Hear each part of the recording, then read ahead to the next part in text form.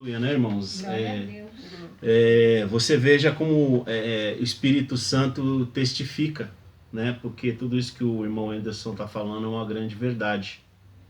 Irmãos, eu volto a frisar e bater nessa tecla. Não vai ser mais a mesma coisa. Pode esquecer, igreja. Não vai ser mais como era antes. Não vai ser mais. A nossa vida com Cristo agora, ela vai ser uma vida mais voltada àquilo que os apóstolos de Jesus viviam. Porque o tempo que a gente viver daqui para frente, pode ter certeza, vai ser um tempo no qual nós vamos ser muito confrontados, irmãos. A primeira coisa que você tem que entender é que muita gente vai chegar para você, e não sei se você já está ouvindo isso, falar: poxa vida, vocês estão sempre na igreja orando a Deus, e por que as igrejas fecharam? Muita gente vai te perguntar isso. Muita gente vai perguntar isso. Por que as igrejas fecharam? Aí você vai dizer: é por causa do coronavírus. Que nem eu vi pregadores falando isso, pregadores chegarem a dizer: cadê aqueles homens dos milagres? Aqueles homens que as pessoas são curadas? Onde é que estão? Por que não vai lá e põe a mão sobre as pessoas que têm coronavírus para elas serem curadas? Irmão, entenda uma coisa: quem cura é Deus. O homem é só instrumento. O que muito me admira é ver uma pessoa que se diz pastor falar uma coisa desse tipo. Porque o homem nunca curou ninguém. Nem os apóstolos diziam. João e Pedro, quando levantam o coxo, eles não falam que é no nome deles. A primeira coisa que eles dizem para o coxo é: meu Deus, quando eu escutei isso, eu fiquei assim: meu Deus, esse homem já leu a Bíblia? Misericórdia, irmãos. Misericórdia. Porque a primeira coisa que Pedro e João diz para o coxo na porta do templo é: não, olha para nós, não em nosso nome, mas em nome de Jesus Cristo, levanta-te direito sobre os teus pés e anda. Levanta-te direito sobre os teus pés e anda. É isso, irmãos. O homem nunca curou, o homem nunca vai curar. Quem cura é Jesus. Quem cura é Jesus. O homem é instrumento na mão do Senhor. E Deus usa como Ele quer usar. E aí veio essa pergunta: você vai ter confrontos, irmãos, não só nessas áreas. Você vai ter confronto. Por que obedeceu ao homem? Por que obedeceu àqueles que muitas vezes não são nem cristãos? Mas ouça, é o momento que Deus nos deu. Preste bem atenção, igreja. Este é o momento que Deus nos deu. Este é o momento que Deus colocou para as nossas vidas. É o momento que Deus colocou para as nossas vidas, para que nós tivéssemos e voltássemos nosso coração para Deus. Para que nós voltássemos o nosso coração para Deus. Para que nós estivéssemos voltados para Cristo para fazer a vontade do Senhor. Para a gente não se alugar muito, o pastor Firmino, eu perguntei para ele e ele disse que com a internet lá, ele está na roça, então a internet lá está muito fraca, né? Eu gostaria muito que ele entrasse para falar algo, mas não é possível. Também o pastor Antônio, eu não sei se ele está assistindo, ainda não vi ele se manifestar aqui. Então, eu tenho algo ainda para dizer, irmãos, eu não quero me alongar muito. Então, ainda falando do estudo, a gente vai entrar agora no capítulo 5 e no capítulo 6. Existe uma outra revelação que Deus me deu, antes de falar do capítulo 5 e 6, que nós temos que entender o que é o capítulo 4. O capítulo 4, ele é chave, irmãos. Lá no capítulo 4 de Apocalipse, começa então o julgamento. Mas o julgamento é de quem? Entenda uma coisa: capítulo 1, capítulo 2 e capítulo 3, a igreja aparece. Jesus está tratando com João e Jesus está tratando com a igreja. Mas a partir do capítulo 4 não se fala mais em igreja. Procura na Bíblia, capítulo 4 até o capítulo 22, você não vê mais Jesus falando igreja. A igreja já não está mais nesse momento. E onde a igreja está, pastor? Eu só vou falar o início, depois a irmã Edilene ela vai ler o texto. A primeira coisa que João ouve de Jesus no capítulo 4 é: sobe aqui. O que significa isso? Sobe aqui. Quando ele ouve de Jesus, sobe aqui, a Bíblia diz que se abriu uma porta no céu. A porta que se abriu foi lá no céu, irmãos. Esses irmãos me desculpem aqui que a situação aqui, para segurar esse celular, está uma bênção. Mas Deus vai nos dar a vitória, eu creio, em nome de Jesus. Olha só, irmãos. Quando João ouve, sobe aqui, a visão não é mais aqui, não é mais da igreja na terra. A visão, ela é celestial. Olha que coisa linda. João vai para o céu. A visão é celestial. João não vê mais de cima para baixo. A visão agora é de baixo, ele não vê de baixo para cima, mas de cima para baixo. Então João está no céu. E o que João vê lá no céu? João vê o trono de Deus. João vê os 4 seres viventes.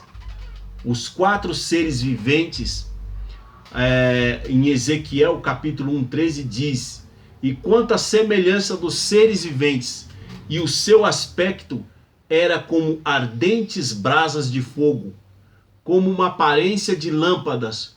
Fogo subia e descia por entre os seres viventes. O fogo resplandecia e do fogo saíam relâmpagos. Quem são os 4 seres viventes? Os querubins que estão ao redor do trono de Deus. Em cima estão os serafins. E a Bíblia diz que eles têm rodas nos pés. Eles têm rodas nos pés e que eles olham para todos os lados. Ele tem os olhos para todos os lados. Então, em Ezequiel, se vê Ezequiel, irmãos, tantos e tantos anos antes de João, tem a mesma visão.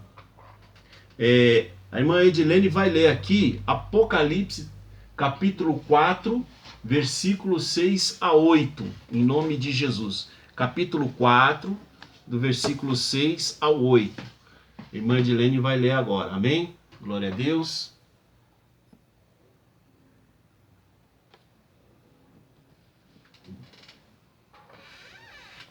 Vivendo esse tempo, que é um tempo em que todos nós estamos num momento de consagração e de busca. Continua buscando, viu, irmão? Continua buscando, viu, minha irmã? Continua buscando, não para não, não desanima não, não afrouxa o cinto não. Não se importa com o governador, com o presidente, com outro país, com o corona, que porque Jesus disse pestes, elas vão vir. Jesus disse terremotos, eles vão vir. Jesus disse, olha, irmãos, aqui a gente vai ler já o capítulo 5. Eu quero pedir aqui para a nossa irmã Edilene, ela vai ler o capítulo 5 e o verso 6. Capítulo 5 e verso 6. Amém? Glória a Deus, aleluia, aleluia. Amém, irmãos? Então. Para estes que é o julgamento, irmãos.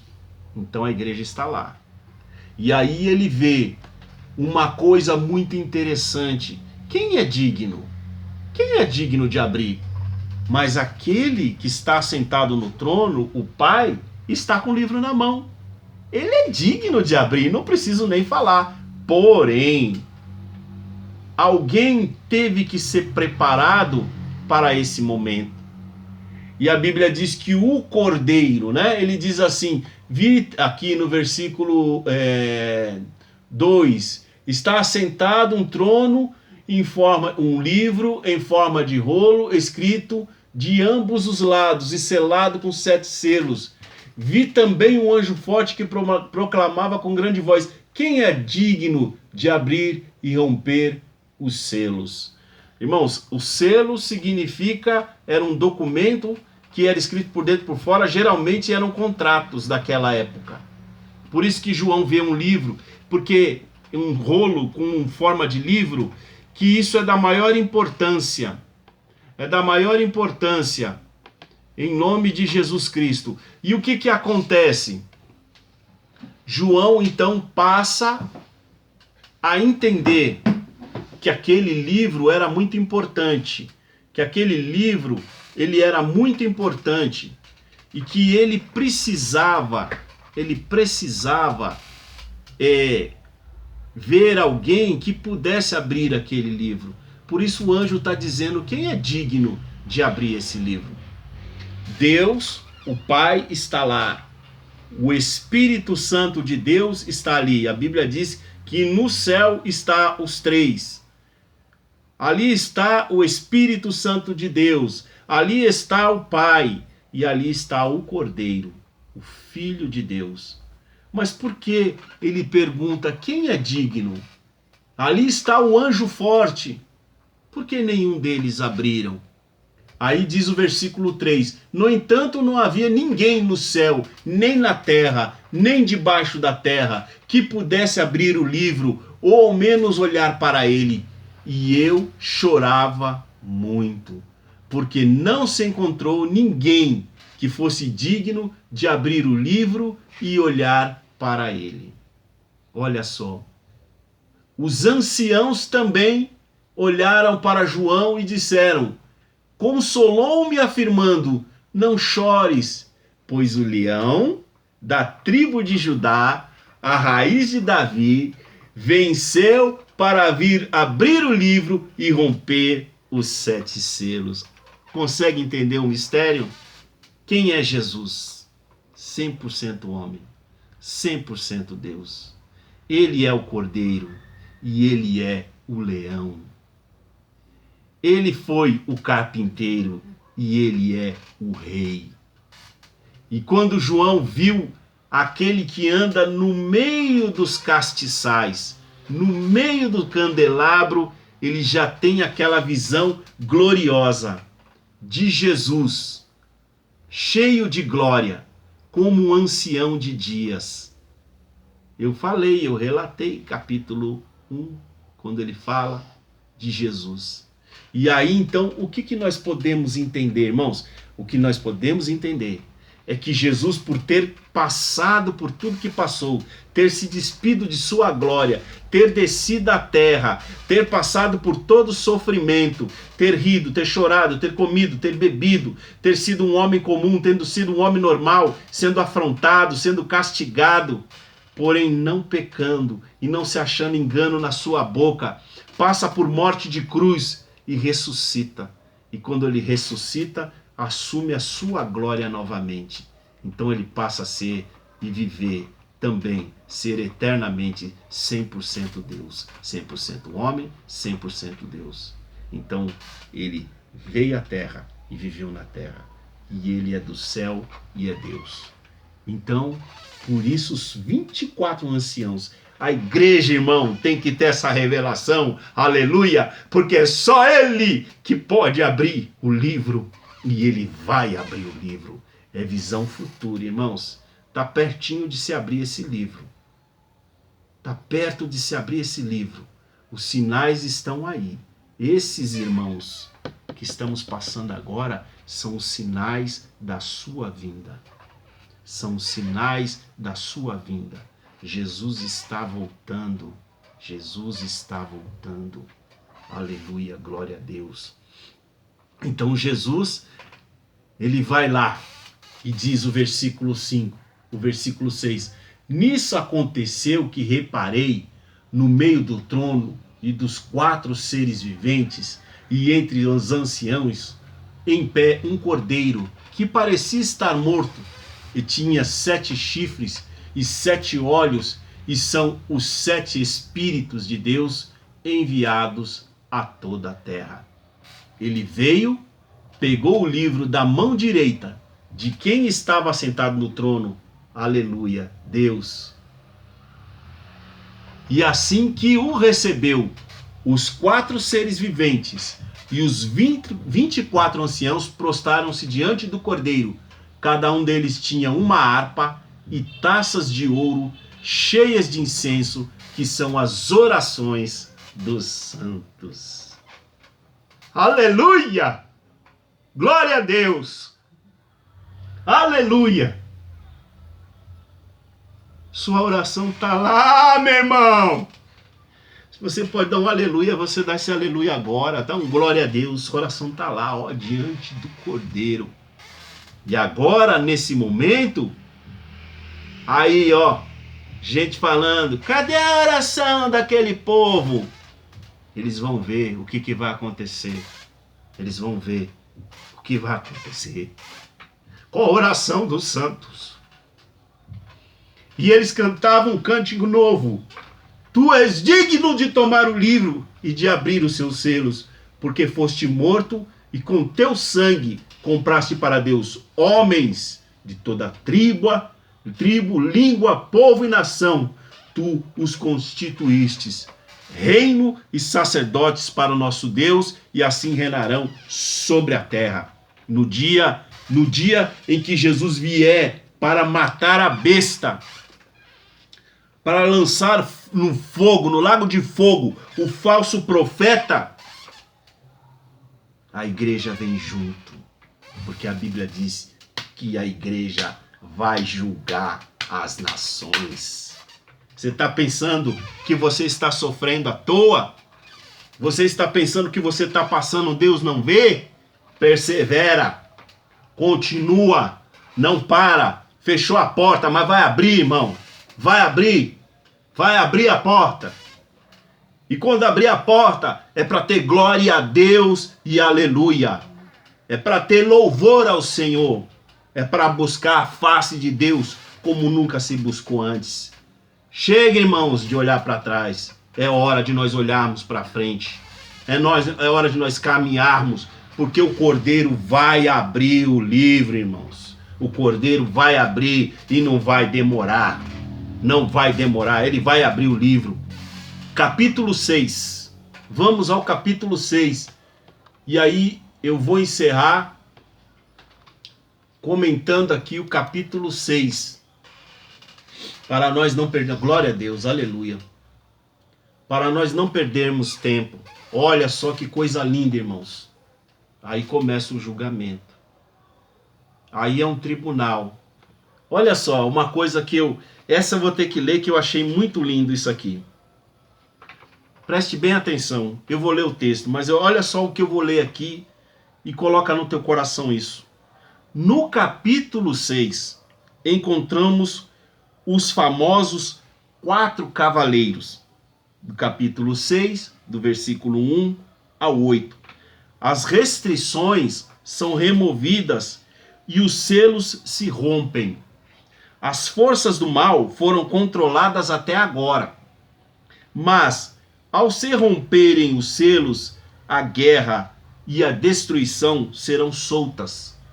O homem colherá aquilo que semeou. A angústia e o horror desse período serão resultado da ambição, do ódio e da crueldade humanas. Primeiro, vemos chegar o cavalo branco, o testemunho religioso antes da catástrofe final sobre a terra. Em seguida, vem o cavalo vermelho e se desencadeia no mundo